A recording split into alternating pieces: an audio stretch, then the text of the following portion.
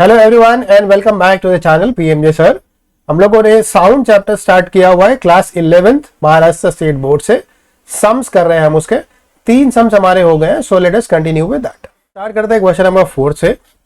A girl stands 170 metre, ये हो गया distance, away from a high wall and claps her hand at a steady rate so that each clap coincides with the echo of the one before. इसका मतलब ये है कि यहां अगर मैं उसको डायग्रामेटिकली बताऊं तो कुछ ऐसा सिचुएशन है। यहां पर एक ये स्ट्रीट ले लेते हैं, यहां एक वॉल है, यहां एक लड़की खड़ी है, ठीक है, ये गर्ल है, ये क्या कर रही है, क्लैप कर रही है। और ये डिस्टेंस हमको पता है, कितना डिस्टेंस है ये है 170 मीटर।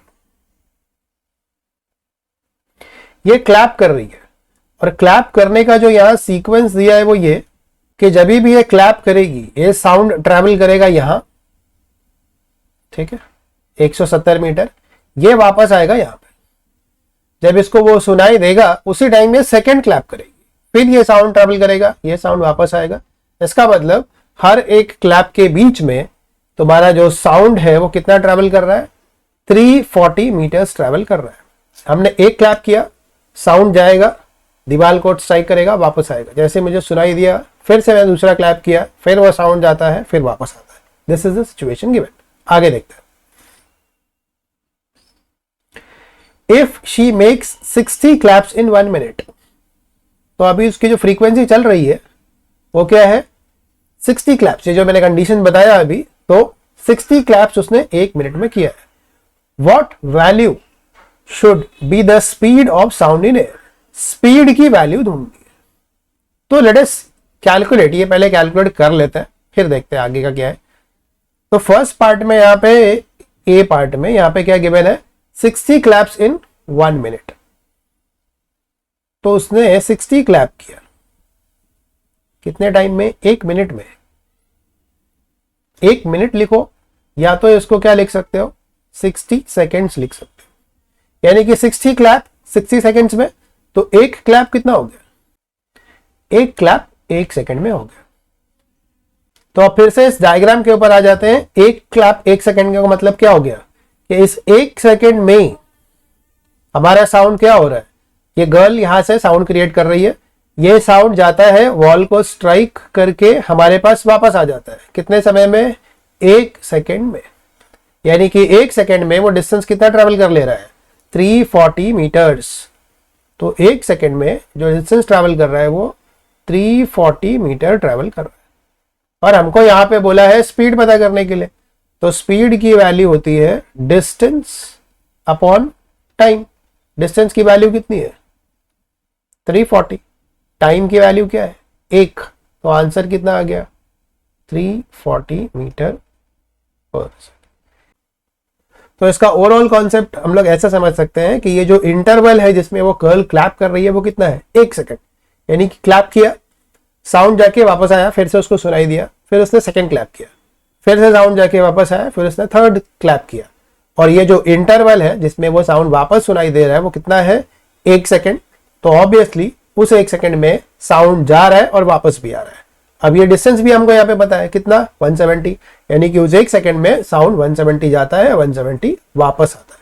ऑलराइट, इसलिए मैंने यहाँ पे देखो लिखा हुआ है 1 सेकंड में जो डिस्टेंस है वो कितना है अपना, 340 मीटर है। तो ये 340 वहां से आया है। ओके, अब सेकंड पार्ट ऑफ क्वेश्चन देख लेते हैं। Now she moves to another location. अब ये किसी अनदर लोकेशन पे गई है, यानी कि अब अपने पास डिस्टेंस हमको मालूम नहीं रहेगा। ऑलराइट, तो ये डिस्टेंस हमको मालूम नहीं है, वो किधर रैंडम जगह पे चली गई है। Let us call that distance as D, इसको डी मान लेते हैं। She should now make 45 claps in 1 minute. अब दूसरा जो केस है उसमें क्या हो रहा है, अब उसको 45 क्लैप्स करना पड़ रहा है 1 मिनट में। Okay, with the successive echo. Calculate her distance of the new position from the wall. अब ये सिचुएशन समझ लेता है, 45 क्लैप, तो 45 क्लैप कर रही है कितना, 1 मिनट में, मतलब 60 सेकेंड्स में। तो इसका मतलब एक क्लैप कितने टाइम में हो रहा है? एक क्लैप हो रहा है 60/45, मतलब इसको मैं 4/3 लिख देता हूँ, 4/3 सेकेंड्स, 1.333 लिख देंगे आगे जाके।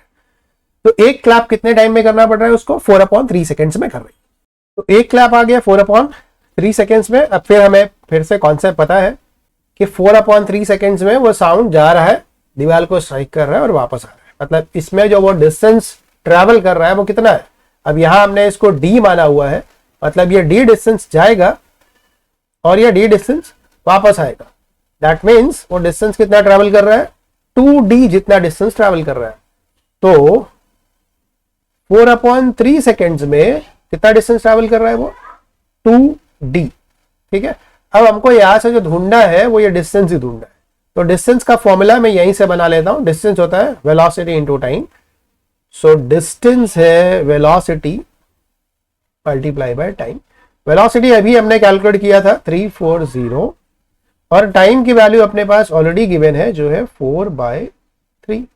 ठीक है, इसको पहले कैलकुलेट करके निकाल लेते हैं। ये कितना आ जाता है? ये मल्टीप्लाई करने पे आ जाएगा 1360। तो ये है 1360 डिवाइडेड बाय 3। ओके, ये हो गया मेरा राइट साइड। पर रिमेंबर डिस्टेंस, उसने कितना डिस्टेंस ट्रैवल किया था? उसने डिस्टेंस ट्रैवल किया है 2d जितना। तो डिस्टेंस की जगह पे मैं लिखूंगा 2d। अब हमको तो कैलकुलेट करना है d यहां पे, तो ये वाला 2 यहां से हटा देंगे और ये 2 ले लेंगे यहां पे। ठीक है, बस अब इसको डिवाइड कर लो, ये है हमारा आंसर। ये कैलकुलेट करके आ जाता है 226.66, ये चलता रहेगा आगे यहां पे मीटर। ओके, तो ये हम लोग का आंसर। तो ये फिनिश होता है fourth question. Let us see fifth question. Sound wave A has a period of, तो ए का पीरियड है 0.015 सेकेंड्स एंड बी का पीरियड है 0.025। Which sound has greater frequency, तो फ्रीक्वेंसी ज्यादा किसका है? तो यहां पे पहले जो गिवन लिख देता है, दो टाइम पीरियड अवेलेबल है, तो टाइम पीरियड फॉर ए लिख देता हूं मैं, ये है 0.015 सेकेंड्स और दूसरा है टी ऑफ बी, ये है 0.025 सेकेंड। क्वेश्चन में बोला है कि विच साउंड हैज ग्रेटर फ्रीक्वेंसी, कौन सी फ्रीक्वेंसी ज्यादा है?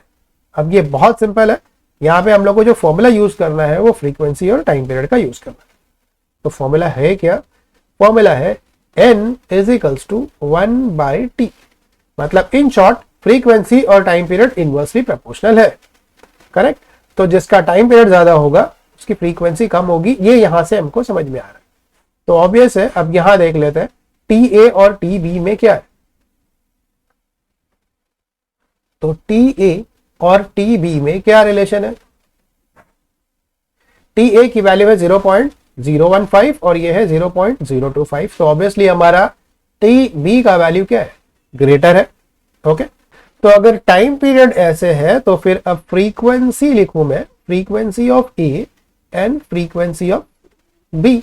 तो फ्रीक्वेंसी और टाइम पीरियड तो एग्जैक्टली उल्टा होता है, तो ये आ जाएगा ऐसे। इसका मतलब क्या? Frequency of A is greater than frequency of B. यहां कुछ सॉल्व करने की जरूरत नहीं है, फिर सॉल्व करना भी है तुमको तो हम लोग ये फॉर्मूले से आगे बढ़ सकते हैं, सॉल्व कर सकते हैं। दैट इज यहां पे NA करेंगे 1/0.015 डालेंगे, आंसर निकालेंगे, फिर NB का आंसर निकालेंगे और सॉल्व करेंगे। बट यहां पे ऐसा कुछ पूछा नहीं था, यहां पे सिर्फ बोला है ग्रेटर क्या है लेस क्या है ये बताओ, तो हम लोग ने ये बता दिया। ओके, देखते हैं नेक्स्ट क्वेश्चन। देखते हैं क्वेश्चन नंबर 6 में क्या गिवन है। At what temperature will the speed of sound be 1.75 times its speed at NTP। यानी कि अगर पहला स्पीड इसका V1 एज्यूम कर लेते हैं, तो पहला स्पीड अगर इसका V1 है तो जो दूसरा स्पीड है V2 वो क्या है? वो है 1.75 टाइम्स ऑफ V1। ओके, अब इट्स स्पीड एट NTP का मतलब पहला टेम्परेचर क्या होगा? तो पहला टेम्परेचर होगा 0 डिग्री सेल्सियस, मतलब इसको मैं 273 लिख देता हूं, तो ये 273 केल्विन, ये पहला टेम्परेचर है। सेकेंड टेम्परेचर मुझे ढूंढना है, that is T2 is equals to, ये फाइंड आउट करना है। ओके, मतलब ऐसे अज्यूम कर सकते हैं कि 273 केल्विन पे वेलोसिटी v1 है, तो कौन से टेम्परेचर पे वेलोसिटी 1.75 v1 बनेगी। ऑलराइट, चलो फॉर्मूला जो यूज करेंगे वेलोसिटी और टेम्परेचर के बीच में क्या है, v is directly proportional to root t। Alright, तो यहां से मैं फॉर्मूला बनाऊंगा v2 upon v1 is equals to square root of t2 upon t1। Okay, अब ये v2 अपॉन v1 है क्या, v2 की वैल्यू कितनी है 1.75, v1 है divided by v1 equal to, इसको ऐसे ही रख देते हैं T2 अपॉन T1 लिखना है तो 273 यहां लिख सकते हैं, इसका भी कोई काम नहीं। लेकिन v1 कैंसिल कर दो, यहां पर आ जाएगा सिर्फ 1.75। ओके, ये v1 और ये v1 कट गया यहां से। अब ये रूट हटाना है तुमको, तो क्या करोगे, स्क्वायरिंग बोथ द साइड्स, तो यहां पर आ गया ये 1.75 का स्क्वायर कर लेंगे। ओके, तो यहां पे बन जाएगा T2 अपॉन 273। तो मेरा अगला स्टेप क्या होगा, ये होगा 1.75 का स्क्वायर मल्टीप्लाई बाय 273। ओके, और यही देगा मेरे को आंसर T2 का। अब 1.75 का स्क्वायर क्या है, ये डायरेक्टली स्क्वायर के टेबल से निकाल सकते हैं। ये 1.75 का जो स्क्वायर आता है वो आता है 30625। ओके, अब ये 2 है तो यहाँ डेसिमल आ जाएगा 4 के बाद, तो 3.0625 मल्टीप्लाई बाय 273, ये हमारा T2 का वैल्यू। ये मल्टीप्लाई करने के बाद आता है 836.06, इट इज 836.06 केल्विन है ये। आंसर को अगर डिग्री सेल्सियस में कन्वर्ट करना है तो इसको -273 कर लो यहां पे, तो ये आ जाएगा T2 इज इक्वल्स टू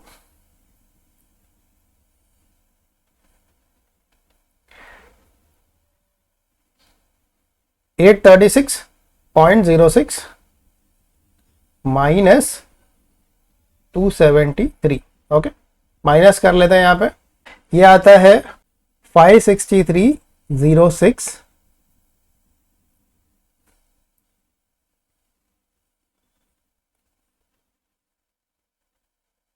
और ये यूनिट बन जाएगी डिग्री सेल्सियस।